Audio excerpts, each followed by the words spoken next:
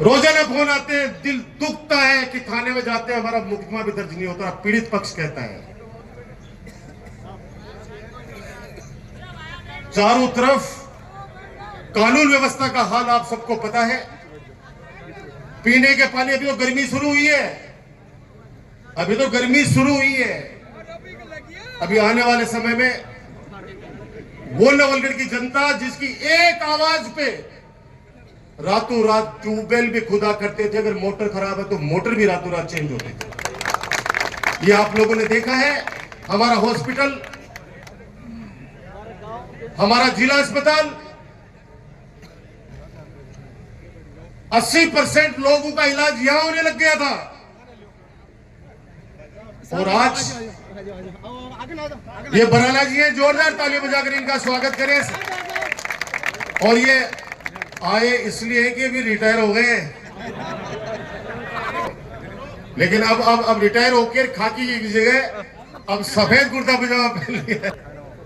आज वापस Jaipur refer, Sikar refer, referral बना दिया गया इस हॉस्पिटल को। मैं आपसे एक निवेदन करूंगा, आपके लगाए हुए पौधे पर, उसके दामन पर एक बहुत बड़ा दाग लगा था पिछले चुनाव में। हवन करते हुए हाथ जलाया गया था, और मैं चाहता था नवलगढ़ के अंदर जिस प्रकार से कटराथल का जोड़ा, रात को डर लगता था जब अपन निकलते थे वहां पे, और आज निकलिए ऐसे लगेगा कि हम कोई विदेश में आ गए हैं।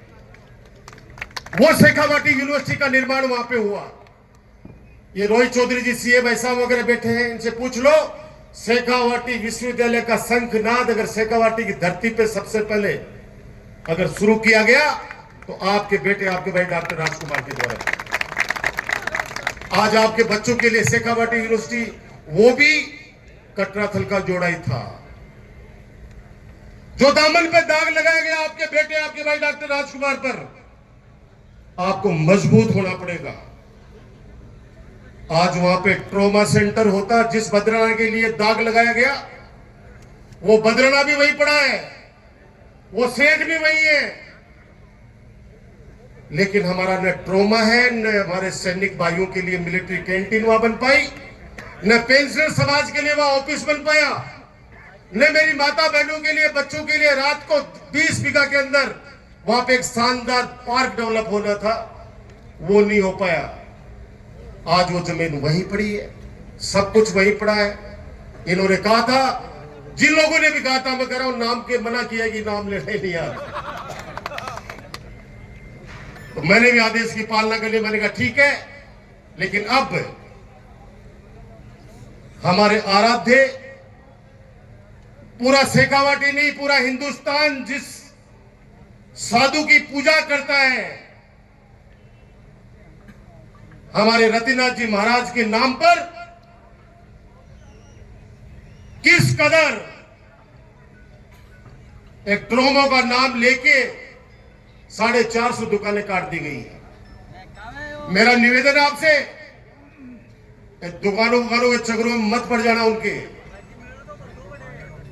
उसका कारण है कि ट्रॉमा सेंटर कभी भी 30 फीट या 20 फीट रोड पे नहीं बनता। एम्बुलेंस आती है दौड़ती हुई, आपको पता है ट्रॉमा के अंदर हजारों लोगों की जान बचती है। अगर आज हमारा ट्रॉमा सेंटर अगर आज हमारा स्टार्ट हो जाता, और ये ट्रॉमा सेंटर किस साल में कब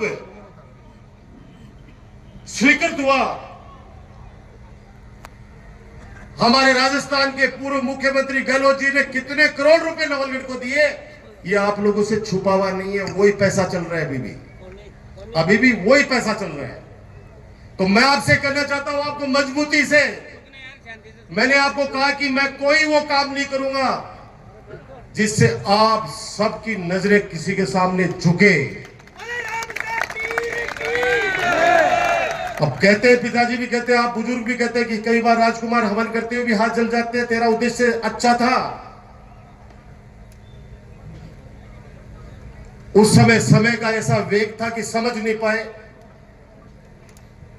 2.5 साल निकल गई हैं, 1 साल की बात और है।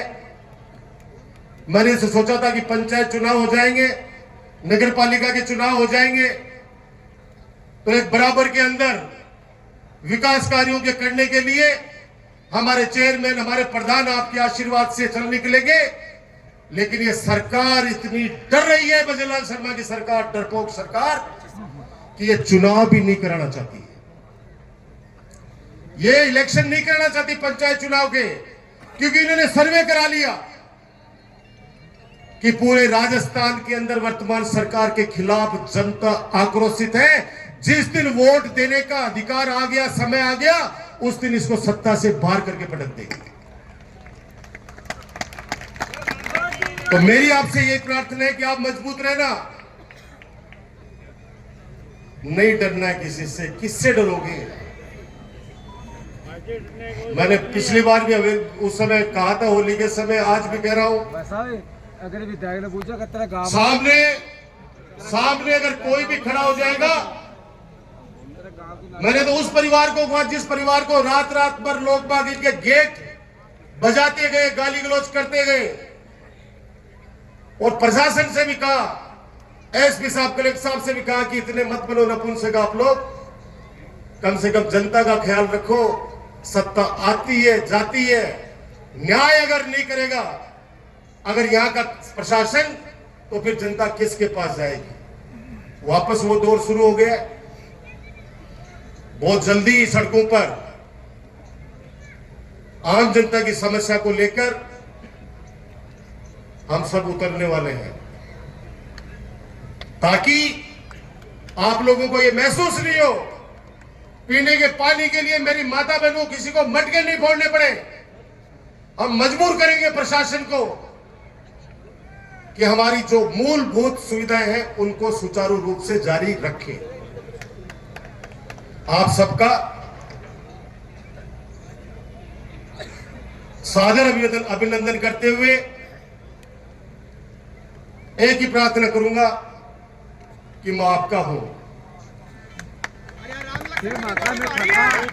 मैं आपका हूं, आप मेरे हो। आज जो आपने सम्मान मेरा बढ़ाया है, ये कर्ज के रूप में मेरे सर पर है। मौका आने दो, हमेशा की तरह ब्याज सहित इस एहसान के कर्ज को चुकाऊंगा, आपका काम करके, आपकी सेवा करके। आप लोग खुश रहे, स्वस्थ रहे।